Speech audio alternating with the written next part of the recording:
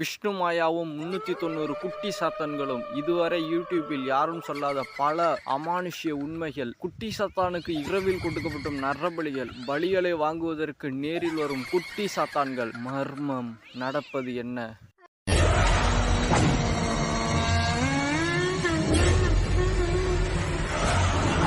Hi, welcome to our channel. நான் உங்கள் பார்த்தி. இன்றைய வீடியோவில் குட்டிச்சாத்தான்களுடைய அமானுஷ்யத்தை பற்றி தாங்க முழுவதுமாக பார்க்க போகிறோம். இந்த வீடியோ மற்ற யூடியூப் சேனல்களை பார்த்து நான் போடலைங்க. குட்டிச்சாத்தான்களுடைய வரலாறு அப்படின்னு நினச்சிட்டு நீங்கள் வீடியோக்குள்ளே வந்தீங்கன்னா அது தாங்க தவறு. இந்த குட்டிச்சாத்தான்களை வச்சு மாந்திரிகர்கள் என்னென்ன அமானுஷ்யமான விஷயங்கள்லாம் செய்கிறாங்க, அந்த குட்டிச்சாத்தான்களுடைய உருவங்கள் எப்படி இருக்கும் அப்படின்ற விஷயத்தை தான் இதில் நான் பதிவு பண்ண போகிறேன். வாரத்துக்கு ஒரு வீடியோ இது போல் ஒவ்வொரு தெய்வங்கள் தேவதைகளை பற்றி போடலாமா அப்படின்னு சொல்லிட்டு நீங்கள் மறக்காமல் கீழே கமெண்ட் பண்ணுங்க. இந்த வீடியோல நான் சொல்லக்கூடிய ஒவ்வொரு விஷயங்களும் நான் மற்றவங்களை பார்த்து நான் சொல்ல கிடையாதுங்க. இதுல சொல்லக்கூடிய ஒவ்வொரு விஷயங்களும் என்னுடைய அனுபவத்துல நான் செய்து பார்த்ததும், என்னுடைய அனுபவத்துல நான் கண்டு பார்த்த விஷயங்களை மட்டும்தாங்க நான் பதிவு பண்றேன். மற்றபடி யாரை பார்த்தும் நான் பதிவு பண்ணல. இது போல வீடியோக்கெல்லாம் யூடியூப்ல இருக்குது கொஞ்சம் கஷ்டம் தாங்க. முதல்ல இந்த குட்டிச்சாத்தான் அப்படின்னு சொன்ன உடனே நம்ம தமிழ்நாட்டில் இருக்கக்கூடிய மக்களுக்கு எல்லாத்துக்குமே பயம் தாங்க வரும். ஏன் அப்படின்னா இதனுடைய பெயரே விசித்திரமா இருக்குது. குட்டி சாத்தான் அப்படின்னு இருக்கிறதுனால இதுவும் ஒரு தீய சக்தி அப்படின்னு சொல்லிட்டு தான் நம்புறாங்க. ஆனா இது தீய சக்தி எல்லாம் கிடையாதுங்க. எப்படி ஒரு நல்ல தேவதைகள் இருக்குதோ அதே போல இதுவும் ஒரு நல்ல தேவதை தான். எடுத்துக்காட்டா உங்களுக்கு ஒரு விஷயம் சொல்றேன். ஒரு கத்தி ஒரு கையில இருக்குது அப்படின்னா அந்த கத்தி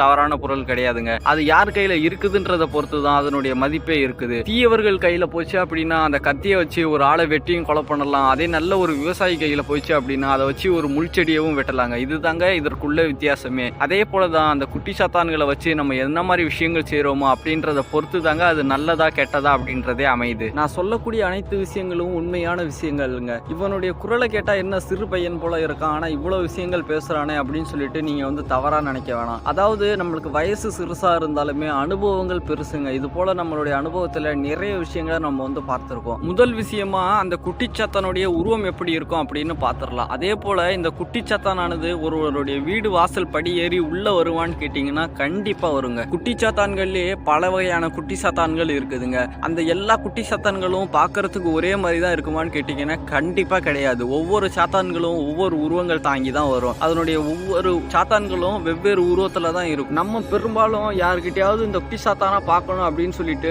ஒரு அனுபவம் மிக்க நபர்கள் கிட்ட கேட்டோம் அப்படின்னா அவங்க பெரும்பாலான சொல்லக்கூடிய விஷயங்கள் என்ன அப்படின்னா, இந்த குட்டி சாத்தானானது இந்த ஊராகாளி மாடு அப்படின்னு சொல்லிட்டு இந்த மாடு உண்டுங்க. இந்த சாலைகள் எல்லாம் விட்டு ஓட்டிட்டு போவாங்க பாத்தீங்களா, அதுதான் அந்த ஊராகாளி மாடு. அந்த மாட்டினுடைய நடு கொம்புல அமர்ந்துட்டு வரும். அதாவது அந்த ரெண்டு கொம்புக்கும் நடு சென்டர்ல அமர்ந்துகிட்டு வரும். அதுதான் குட்டி சாத்தான் அப்படின்னு சொல்லுவாங்க. இன்னும் சில நபர்கள் கிட்ட கேட்டீங்க அப்படின்னா இது போல அந்த செம்பரை ஆடு ஓட்டிட்டு போவாங்க பாத்தீங்களா, அதுல அந்த கெடா ஆட்டினுடைய தலையில கூட அமர்ந்து வரும் அப்படின்னு சொல்லுவாங்க. இதுவும் உண்மையான ஒரு விஷயங்கள் தாங்க. அப்படி வரக்கூடியது என்ன சாத்தான் அப்படின்னா மலைக்குட்டி சாத்தான் அப்படின்னு சொல்லுவாங்க. அந்த மலைக்குட்டி தான் அது போல அமர்ந்து வரும். சரி, இந்த 2024 காலகட்டத்துல கூட இந்த குட்டி சாத்தான்களை பார்க்கலாமா அப்படின்னு சொல்லிட்டு உங்களுக்கு ஒரு கேள்வி இருக்குங்க. இது எல்லாருக்குமே வைக்கக்கூடிய ஒரு கேள்விதான். கண்டிப்பா நான் அடிச்சு சொல்றேன், 100க்கு 100% நீங்க சரியா முயற்சி செய்து உங்களுக்கு அந்த பிராத்தம் இருந்தது, உங்களுடைய கர்ம வினைகள் படி உங்களுக்கு அந்த பிராத்தம் இருந்தது அப்படின்னா கண்டிப்பா அந்த குட்டி சாத்தான்களுடைய உருவத்தை நீங்க 100க்கு 100% கண்ணாலேயே பார்க்கலாங்க. இந்த குட்டி சாத்தான்களால நடந்த ஒரு சம்பவத்தை நான் சொல்றேங்க. 2023 இதை பத்தி நான் நம்மளுடைய ஓல்டு வீடியோல அப்லோட் பண்ணியிருக்கேன். அதாவது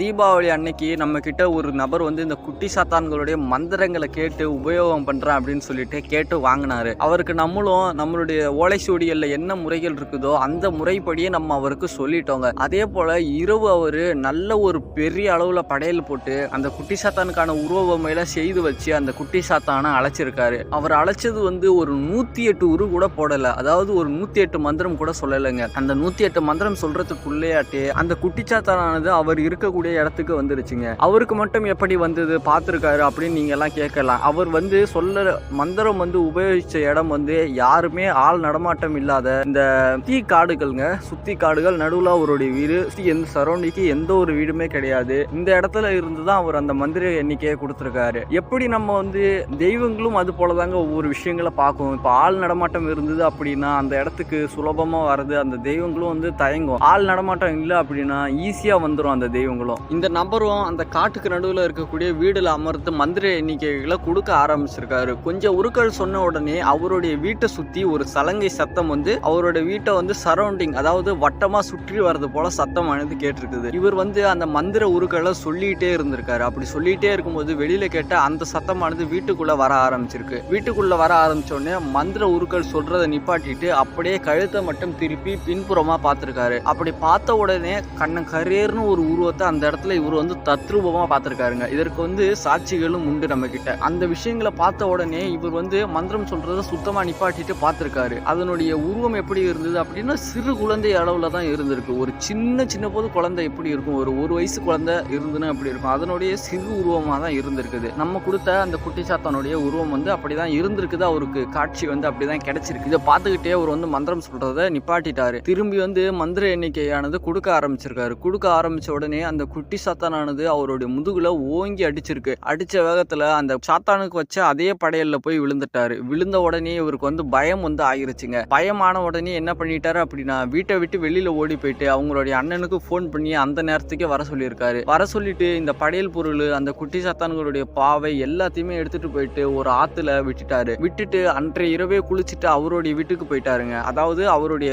கிராமத்துல இருக்கக்கூடிய வீட்டுக்கு போயிட்டாரு. அதன் பிறகு நம்மளுக்கு வந்து அடுத்த நாள் வந்து சொல்லி இருந்தாரு இது போல ஆச்சு அப்படின்னு சொல்லிட்டு. அவருக்கு அடிச்ச அந்த இடத்துல ஒரு கையினுடைய உருவம் வந்து அச்சு வந்து பதிஞ்சிருந்ததுங்க. அந்த செவந்து போயிருக்கும் அப்படின்றது இருக்கும் பாத்தீங்களா அதுல. ஆனா விரலுடைய அந்த அச்சுலாம் கிடையாது. ஒரு குறிப்பிட்ட இடம் மட்டும் அப்படியே செகந்து போய் இருந்தது. அதன் பிறகு நம்ம அவருக்கு சொன்ன விஷயங்கள் என்ன அப்படின்னா சிவனுடைய பஞ்சாட்சர மந்திரங்களை அதிகமா உருவிடுங்க. அப்படின்னா தான் அந்த பிரச்சனை, அந்த குட்டி சாத்தானானது உங்களுக்கு எந்த ஒரு பிரச்சனையுமே பண்ணாது அப்படின்னு நம்ம வந்து சொல்லியிருந்தோம். அதன்படி அவரும் கொடுத்தாரு. அதன் பிறகு அவருக்கு வந்து எந்த ஒரு பிரச்சனையுமே இல்லை. ஆனா ஒரு வாரம் கிட்டத்தட்ட அவரால் எழுந்திருக்கவே முடியல. முதுகு வந்து அவ்வளவா வலிச்சிட்டு இருந்தது அப்படின்னு சொல்லிட்டு நம்ம கிட்ட தினந்தோறும் ஃபோன் பண்ணி பேசினாரு. அதன் பிறகு நம்ம குட்டி சாத்தான்களுடைய உபாசனை எடுக்கிறீங்களா அப்படின்னு கேட்டதற்கு போதுங்க ஐயா, ஒரு தடவை பட்டதே போதும் அப்படின்னு சொல்லிட்டு அதன் பிறகு அவர் குட்டி சாத்தான்களுடைய மந்திர பிரயோகங்களே நம்ம கிட்ட கேட்கலங்க. இதுல முக்கியமா குறிப்பிடப்படக்கூடிய ஒரு விஷயம் என்ன அப்படின்னா அந்த குட்டி சாத்தான்கள் அடிச்சது அவர் வந்து ஏதோ ஒரு தவறும் வந்து செய்யலைங்க. சில பூஜைகள் எல்லாம் இதே போலதான். இந்த காளி பூஜைகள்லாம் ஒரு சில நபர்கள் வந்து கட்டுறாங்க அப்படின்னா அந்த காளி வந்துச்சு அப்படின்னா அந்த பூஜையில இருந்து தூக்கி வீசிருங்க. இதெல்லாம் அனுபவத்துல நடந்த விஷயங்கள் தான், இன்னும் நடந்துகிட்டு இருக்க விஷயங்கள் தான். அதே போலதான் இந்த குட்டி சாத்தானானது அவரையும் சோதிச்சிருக்கு. இவர் தொடர்ந்து மந்திர ஊரு போட்டுனாரு அப்படின்னா அன்னைக்கு அந்த குட்டி சாத்தானானதை இவருடைய கண்ட்ரோல் பண்ணி வச்சிருக்கலாம். ஆனா இவர் வந்து பயந்துட்டாருங்க. பயந்து வந்து செய்ததுனாலதான் இது போல ஆயிடுச்சு. பாருங்க, ஒரு நபருக்கு என்ன மாதிரி பிரார்த்தம் இருந்தது அப்படின்னா ஒரு 108 மந்திரம் கூட சொல்லலாம். அதற்குள்ளாக அந்த குட்டி சாத்தானுடைய தரிசனமானது இவருக்கு கிடைச்சிருக்குது. அது போல பிரார்த்தம் எல்லாம் கிடைக்கணும் அப்படின்னா அதெல்லாம் கோடியில ஒருத்தருக்கு தான் கிடைக்கும் அப்படின்றத சொல்லலாம். இந்த குட்டி சாத்தான்களை பாக்குறதுக்காகவே இந்த மாந்திரிகவாதிகள்லாம் ஒரு சில விஷயங்களை கையாளுவாங்க. இந்த விஷயங்கள்லாம் சொல்றதுனால நானும் மாந்திரிகன் அப்படின்னு நீங்க நினைச்சிடாதீங்க. நம்மளா அதை வந்து தொழிலாளம் பண்ண கிடையாது. நம்ம வந்து அதனை பத்தின ஆராய்ச்சிகள் நமக்கு நாமே மட்டும் தாங்க செய்துக்கிறது. மற்றபடி எல்லாம் நம்ம யாருக்கும் வந்து எல்லாம் செய்து கொடுக்கறதுலாம் கிடையாது. சரிங்களா? அதை பத்தின ஒரு ஆராய்ச்சிகள்ல தான் நம்ம வந்து இருக்கோம். இந்த குட்டி சாத்தானை பாக்குறதுக்குன்னே ஒரு குறிப்பிட்ட ஒரு விலங்கு இருக்குதுங்க. அந்த விலங்கை கொண்டு அதுல இருந்து ஒரு பொருளை எடுத்து நம்ம மை போல செய்து நம்மளுடைய கண் இமையில வச்சுக்கிட்டோம் அப்படின்னா கண்டிப்பா அந்த குட்டி சாத்தான்கள் நம்ம இருக்கக்கூடிய இடத்துக்கு வந்தது அப்படின்னா தத்ரூபமா அதனுடைய உருவத்தை பார்க்கலாங்க. இது போல விஷயங்கள்லாம் உண்மைதாங்க. இதெல்லாம் நம்ம வந்து அனுபவத்துல நேருக்கு நேரா பார்த்துருக்கோம். தினம்தோறும் நம்ம வந்து பார்த்துக்கிட்டு தான் இருக்கோம். ஏன் அப்படின்னா நம்ம கிட்டேயும் வந்து இந்த குட்டி சாத்தான்களுடைய வழிபாடு எல்லாமே உண்டு. அப்ப நம்ம வழிபாடு செய்யும் போது தினம்தோறும் நம்ம வந்து அர்த்த ஜாம பூஜை தான் செய்வோம். அப்படி பண்ணும்பொழுது இந்த சாத்தான்கள் எல்லாம் எக்கச்சக்கமா நான் பார்த்திருக்கேன். அடிச்சு சொல்றேன், இதை வந்து நான் பார்த்திருக்கேங்க. ஆனா இந்த குட்டி சாத்தான்களை நீங்க வந்து பார்க்கலாம். ஆனா ஒவ்வொரு இடங்கள்லயும் ஒரு ஸ்டேஜ்லயோ இது போல இடத்துல எல்லாம் அந்த குட்டி சாத்தான்களை கூப்பிட்டு நிப்பாட்ட முடியாதுங்க. அது போல சில மாந்திரிகவாதிகள் எல்லாம் சொல்லுவாங்க, இது போல நான் கூப்பிட்டேன் அப்படின்னா இந்த இடத்துல வந்து நிற்கும் அப்படின்னு சொல்லிட்டு. அது போல விஷயங்கள்லாம் உண்மைகள் கிடையாது. குட்டி சாத்தான் என்பது உண்மைதான். ஆனா அதை வந்து நிரூபிக்க முடியாதுங்க. அந்த விலங்கினுடைய பெயர் என்ன அப்படின்னு நான் வந்து சொல்லல. ஏன் அப்படின்னா அதெல்லாமே ஒரு முக்கியமான காரணத்துக்காக தான். யூடியூப்ல அப்படி வெளிப்படையா சொல்லக்கூடாது. அதே போல நம்ம சொன்னோம் அப்படின்னா அந்த விலங்கை பிடிச்சு கொண்டு அது போல விஷயங்கள்லாம் செய்து நீங்களும் ஏதாவது பிரச்சனைகள்ல மாட்டிப்பீங்க. இல்ல அப்படின்னா உங்களை சுத்தி இருக்கக்கூடிய நபர்களுக்கு ஏதாவது பிரச்சனை ஆயிடும். அதனால தான் நான் வந்து சொல்லல. அதே போல அந்த விலங்கை கொண்டு வச்சா மட்டும்தான் பார்க்கலாமா அப்படிலாம் கிடையாதுங்க. அந்த விலங்கை பிடிச்சு நீங்க வந்து ஒரு கூண்டு போல செய்து உங்கள்கிட்ட அடைச்சு உங்க கூடவே வச்சுக்கிட்டீங்க அப்படின்னா அந்த குட்டி சாத்தானானது நீங்க இருக்கக்கூடிய இடத்துக்கு வந்த உடனே அந்த விலங்கானது அழுக ஆரம்பிக்கும். அதனுடைய கண்ணுல இருந்து கண்ணீர் அப்படியே பொலப்பொலன்னு கொட்டுங்க. அந்த விஷயத்த வச்சு நீங்க வந்து பாத்துக்கலாம். அப்படி நீங்க அந்த விலங்கை கொல்லாம வச்சு பாக்குறீங்க அப்படின்னா அந்த விலங்கு அழுகுறத வச்சுதான் நீங்க வந்து சாத்தான் வந்திருக்கு அப்படின்னு சொல்லிட்டு பாத்துக்கலாம். ஆனா அந்த குட்டி சாத்தானுடைய உருவம் தெரியுமான்னு கேட்டீங்கன்னா கண்டிப்பா தெரியாது. உங்களுக்கு பிரார்த்தம் இருந்தது அப்படின்னா நீங்க வந்து பார்க்கலாம். இப்ப நம்ம கேரளாவில் இருக்கும்போது ஒரு பெரிய நம்போதரிங்க, நல்ல வயதான நிறைய அனுபவம் மிக்கக்கூடிய ஒரு நம்போதரி கிட்ட நம்ம வந்து கொஞ்சம் காலங்கள் வந்து தங்கியிருந்தோம். இருந்தோம். அப்ப அந்த நம்பூதிரி நமக்கு சொன்ன விஷயங்கள் என்ன அப்படின்னா, இந்த குட்டி சாத்தான்களுடைய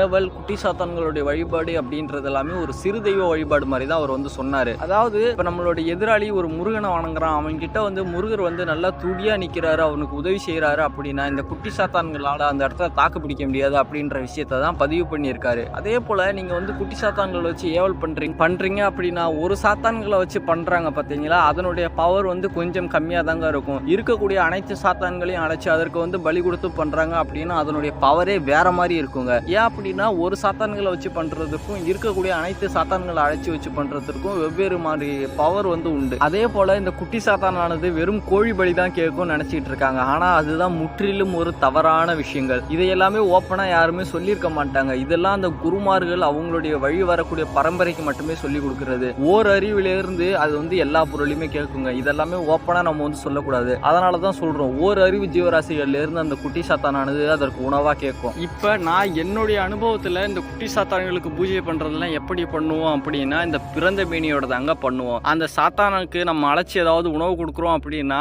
நம்ம உண்மையாக செய்யக்கூடிய நபர்கள் எல்லாருமே இதுவும் வந்து ஒரு முறை. இது மட்டும்தான் அப்படின்னு நான் வந்து சொல்லல, நிறையாவுக்கு விதிமுறைகள் இருக்குது. அது இதுலயும் வந்து ஃபேமஸான ஒண்ணு, நல்ல பவர்ஃபுல்லான ஒரு முறை. நம்ம பிறந்த மேனியோட இருந்து பூஜை செய்தோம் அப்படின்னா அந்த இடத்துல வேற லெவல்ல பவர் இருக்குங்க. பிறந்த மேனி அப்படின்னு சொன்னா உங்களுக்கு எல்லாருக்குமே புரியுதா அப்படின்னு சொல்லிட்டு தெரியல. அதாவது உடல்ல ஒட்டு துணி இல்லாம அந்த இடத்துல பூஜை செய்யறது. அதே போலதான் கேரளாவில் நான் நிறைய குருமார்களை வந்து சந்திச்சிருக்கேன், நிறைய நம்பூதிரிகளை வந்து சந்திச்சிருக்கேன். அவங்க எல்லாமே சொன்னது இந்த ஒரு விஷயத்தை தான். முறையா யாரு ஒருத்தர் வந்து குட்டி சாத்தானை வச்சு மாந்திரிகம் செய்யறாரோ அவர் இது போல பூஜைகளை செய்யறது தான் வழக்கமா வச்சிருக்காரு. அப்படி நம்ம ஒரு பெரிய மாந்திரிகரை சந்திச்சதும் உண்டு. அந்த இடத்துலதான் நம்ம வந்து முதல்ல வந்து இந்த குட்டி சாத்தான்களுடைய உருவத்தை நம்ம கண்ணெதிர பார்த்தது. இப்ப ஒரு சில நபர்கள் வந்து கமெண்டும் பண்ணலாம், உங்களுக்கு வந்து ஒரு சந்தேகமும் இருக்கலாம். நாங்களும் இது போல குட்டி சாத்தான் கோவிலுக்குலாம் போயிருக்கோம், ஆனா அங்க இருக்கக்கூடிய நம்பூதிரிகளும் சரிதான், அங்க இருக்கக்கூடியவர்களும் என்ன சொல்லியிருக்காங்க அப்படின்னா, இந்த அரிசி கொடுத்து எடுத்துட்டு போய் வீட்டுல வைங்க, உங்களுக்கு வந்து பிரச்சனை தீர்ந்துரும். இல்ல அப்படின்னா ஒரு குறிப்பிட்ட அளவு தொகையை வாங்கிட்டு இந்த பூவை எடுத்து நீங்க வந்து சாமிக்கு வச்சு ப்ரே பண்ணிட்டு போங்க, உங்களுக்கு வந்து சக்சஸ் ஆயிடும். சக்சஸ் ஆனதுக்கு பிறகு நீங்க வந்து முழு கட்டணையும் கொடுங்க அப்படின்னு எல்லாம் சொல்லியிருப்பாங்க. இப்படிதானே எங்களுக்கு வந்து சொல்லியிருக்காங்க. அப்படின்னா எங்களை வந்து ஏமாத்திட்டாங்களா அப்படின்னு கேட்டீங்கன்னா கிடையாதுங்க.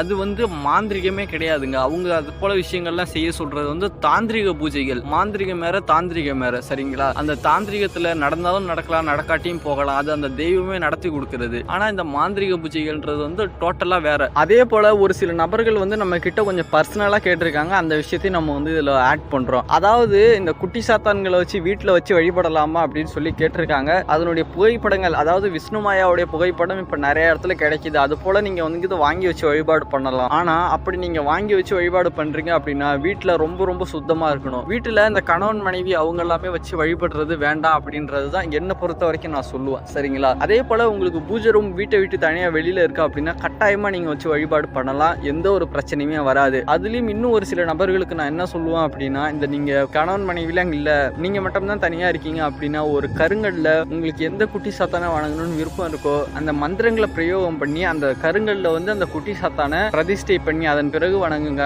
நல்லா இருக்கும் அப்படின்னு நான் வந்து சொல்லுவேன். ஆனா இந்த கருங்கல்ல பிரதிஷ்டை பண்ணி வணங்குறது அப்படின்றது சில காலங்கள் மட்டும் நீங்க வணங்கிட்டு அதன் பிறகு வணங்காம விட்டுட்டீங்க அப்படின்னா பேராபத்து வருங்க. இந்த விஷயத்தையும் நீங்க வந்து நோட் பண்ணிக்கோங்க. இந்த விஷயங்கள்லாம் நீங்க வந்து நம்புறீங்களா என்னன்னு சொல்லிட்டு தெரியல, ஆனா கண்டிப்பா அந்த குட்டி சாத்தான்கள் இருப்பது எல்லாமே உண்மைதான். மாந்திரிகம் என்பது உண்மைதான், ஆனா மாந்திரிகவாதிகள் தான் போய், சரிங்களா? இன்னும் ஒரு முக்கியமான விஷயம் என்ன அப்படின்னா, நம்ம அனுதினம் வணங்கக்கூடிய ஒரு பெரிய சித்தருங்க. அந்த சித்தர்களுடைய ஓலை சுவடிகள்ல கூட இந்த குட்டி சாத்தான்களுடைய குறிப்புகளை பத்தி இருக்குது. அப்ப இந்த மாந்திரிகம் என்பது எல்லாமே உண்மையில் பொய் அப்படின்ற விஷயமே கிடையாது. மாந்திரிகம் என்பது எல்லாமே உண்மைதான். அந்த சித்தர்கள் பயன்படுத்திய வித்தைகளை தான் நம்மளுக்கு வந்து கொடுத்துட்டு போயிருக்காங்க. மாந்திரிகம் எல்லாம் கிடையாது அப்படின்னு சொல்லிட்டு இந்த காலத்துல ஒரு சில நபர்கள் எல்லாமே சொல்றாங்க. அதற்கான வழிவகை என்ன அப்படின்னா, நிறைய போலிகள் வந்துட்டாங்க, காசுக்கு ஆசைப்பட்டு இந்த மாந்திரிகத்தை வந்து தவறா வந்து பயன்படுத்துறாங்க. இந்த மாந்திரிகம் வந்து உண்மையே கிடையாது அப்படின்னு சொல்லி இருந்தா இந்த 4 வேதங்கள்ல இதற்கு மாந்திரிகத்தை பத்தி நம்மளுடைய முன்னோர்கள் வந்து சொல்லியிருக்காங்க. இந்த விஷயத்தெல்லாம் கொஞ்சமாவது சிந்திச்சு பார்க்கணும். ஆனா அதே அளவுக்கு போலிகளும் இருக்காங்க. அதே போல நம்மளுடைய சித்தர்களும் வந்து இந்த வித்தைகள் எல்லாம் பயன்படுத்தியிருக்காங்க அப்படின்றதுக்கு எவ்வளவோ ஆதாரங்கள் இருக்குதுங்க. ஆனா அந்த சித்தர்கள் பயன்படுத்திய அந்த வித்தையை இந்த காலத்துல என்னால செய்ய முடியும் அப்படின்னு சொல்றான் பாத்தீங்களா, அவனை மட்டும் நம்பாதீங்க. ஏன் அப்படின்னா அன்னைக்கு இருந்த காலகட்டம் வேற, இன்னைக்கு இருந்த காலகட்டம் வேற. அன்னைக்கு ஒரு சித்தர்கள் அவங்களுடைய ஓலைச்சுவடியில சொல்லியிருப்பாங்க, குறிப்பிட்டு ஒரு செடியை சொல்லி இதுல நீங்க மை செய்து ஒருத்தர் மேல தடவினீங்க அப்படின்னா வசியம் ஆயிடுவாங்க அப்படின்னு சொல்லிட்டு, அது எல்லாமே உண்மையான ஒரு விஷயங்கள் தாங்க. ஆனா அந்த செடிகள் இந்த காலகட்டத்தில் கிடைக்கிறதே பெரிய விஷயம். கிடைச்சாலுமே அந்த சித்தர்கள் சொன்ன முறைப்படியே நம்ம நம்ம எடுத்து அதை செய்யறது எல்லாமே இந்த காலத்துல முடியாத ஒரு விஷயங்கள் தாங்க. சரி, இந்த வீடியோவை நான் இதோட முடிச்சுக்கிறேன். இந்த வீடியோ உங்களுக்கு பிடிச்சிருக்கா இல்லையா அப்படின்னு சொல்லிட்டு கமெண்ட் பண்ணுங்க. இந்த வீடியோவை முழுசா பார்த்தவங்க எல்லாமே குட்டி சாத்தான் அப்படின்னு சொல்லிட்டு கீழே இருக்கக்கூடிய கமெண்ட் பாக்ஸ்ல மறக்காம கமெண்ட் பண்ணிடுங்க. இது போல வாரத்துக்கு ஒவ்வொரு நாட்களும் வாரத்துல ஒரு நாளுங்க, சரிங்களா, தவறா சொல்லிட்டேன், வாரத்துல ஒரு நாள் இது போல வீடியோ போடலாமா அப்படின்னு சொல்லிட்டு கமெண்ட் பண்ணுங்க. இந்த வீடியோ பிடிச்சிருந்தது அப்படின்னா கமெண்ட் பண்ணுங்க. இது போல நான் ஒவ்வொரு தெய்வங்களுக்கும் தனித்தனியா வாரத்துக்கு ஒரு வீடியோ போடுறேன், காளி மாடன் அப்படின்னு சொல்லிட்டு. இது எல்லாமே உண்மையான ஒரு விஷயங்கள் தாங்க. உங்ககிட்ட பகிர்ந்துக்கணும் அப்படின்னு சொல்லிட்டு எனக்கு ஆசையா இருந்தது, அதனால தான் பகிர்ந்துக்கிட்டேன். அது போல இந்த நான் இப்போ சொன்ன விஷயங்கள்லாம் அதிகமாக வந்து எந்த ஒரு யூடியூப் சேனலும் போடலை. ஏன் அப்படின்னா அவங்க வந்து எப்படி உருவானாங்க அப்படின்னு சொல்லிட்டு இன்னொரு யூடியூப் சேனல்ல இருக்கிறத பார்த்து தான் எடுத்து பேசுறாங்க. நம்ம யாரையும் வந்து தவறு வந்து சொல்லலை, நம்மளுக்கு தெரிஞ்ச விஷயத்த நம்ம வந்து சொல்லியிருக்கோம். இது போல ஒவ்வொரு தெய்வங்களை பற்றியும் போடலாமா என்னன்னு சொல்லிட்டு மறக்காம கமெண்ட் பண்ணிடுங்க. அனைவருக்கும் நன்றி.